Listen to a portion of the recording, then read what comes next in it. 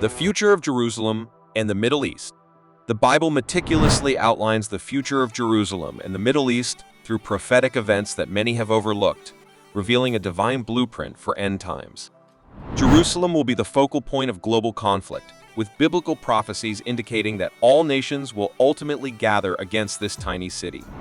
Zechariah's prophecy specifically states that God will make Jerusalem a very heavy stone for all peoples and a cup that causes reeling to all the peoples around, suggesting a supernatural intervention in world events. The biblical narrative reveals that these events will culminate in a pivotal moment leading to Jesus Christ's return, with Jerusalem serving as the epicenter of divine judgment and ultimate redemption.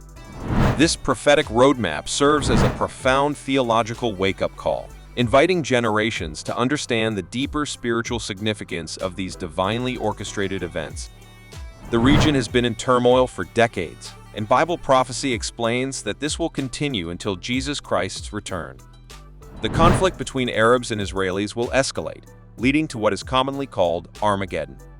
However, before this resolution is reached, much blood will be shed, and mankind will go through a time of war and suffering on a scale previously unknown in human history.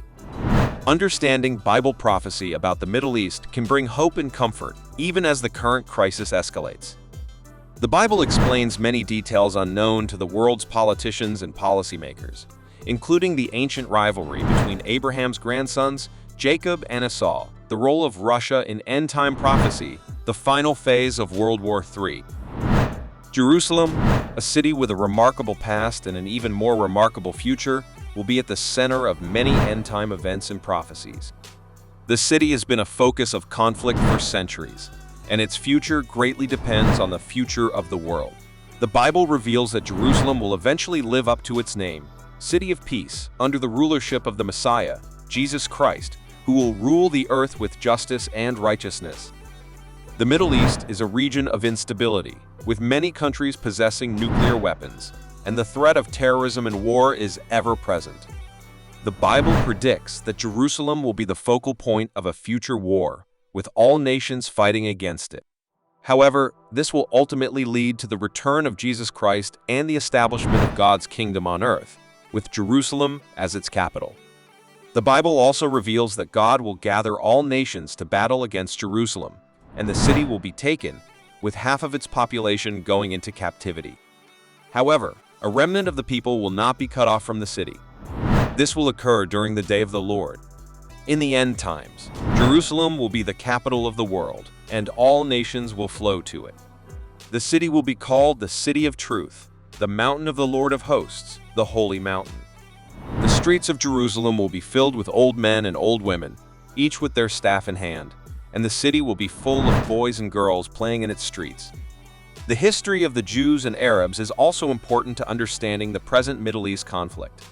Both peoples trace their roots back to the great patriarch Abraham, and their rivalry continues to this day. The Bible predicts that the rivalry between Jacob and Esau, the twin sons of Isaac, will continue throughout history, with Esau's descendants, the Edomites, intermarrying with the Ishmaelites and continually harassing Israel. The Palestinian National Charter has called for the destruction of the State of Israel, and Psalm 83 indicates that Assyria, modern-day Germany, will be joined by an end-time confederacy of Arab nations, including Moab, Ammon, and Edom, in a bid to destroy Israel.